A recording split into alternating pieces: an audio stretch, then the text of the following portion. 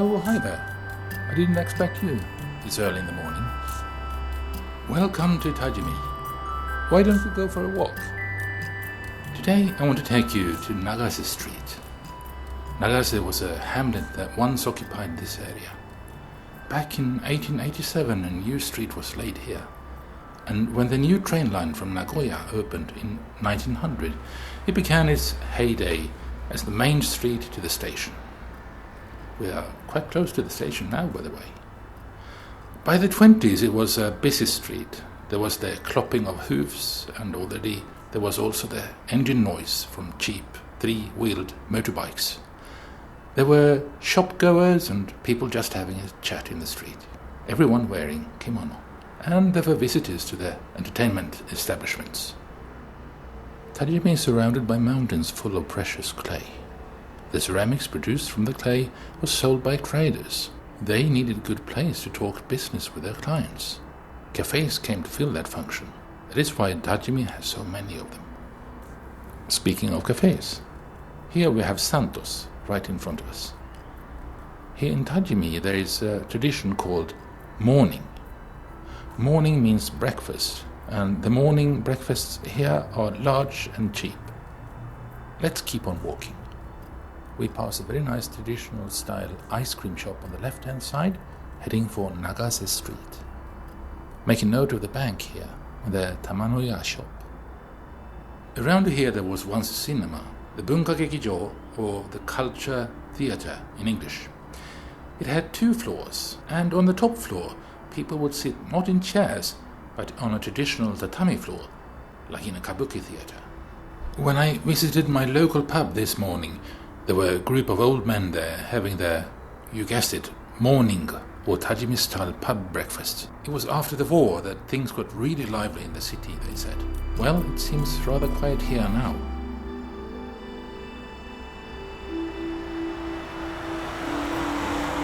I wonder who occupied these narrow back alleys. One of the old men said there were geisha in the area, but at the time he was too young to visit any of those establishments. Well, if there were geisha, they must have walked Nagase Street as well. Here is the Hiraku building, with a very nice bookshop and cafe. You can pick a book from the shelves and read it for free while you have your coffee. Let's carry on.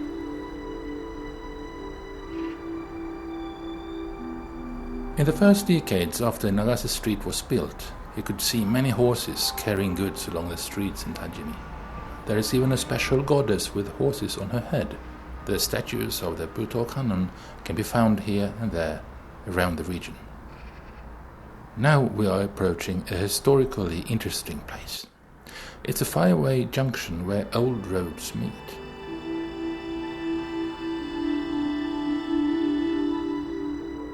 Ah, an early bird there. I wonder where he's heading 5 o'clock in the morning.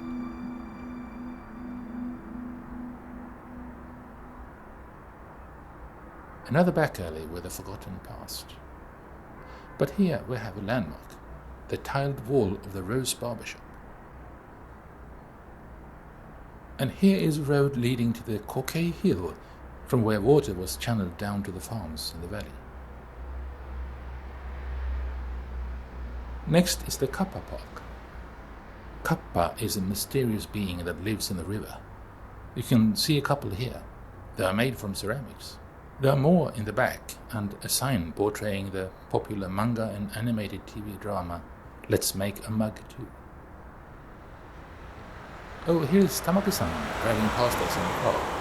Tamaki-san is a great, friendly guy who owns a liquor shop here. Tamaki's shop is a must visit.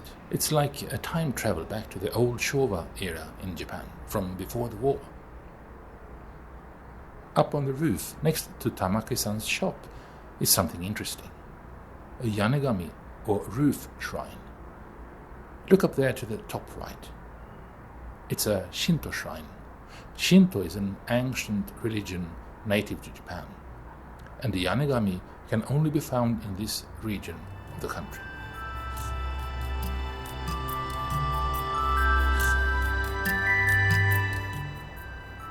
we continue down to the end of the shopping street.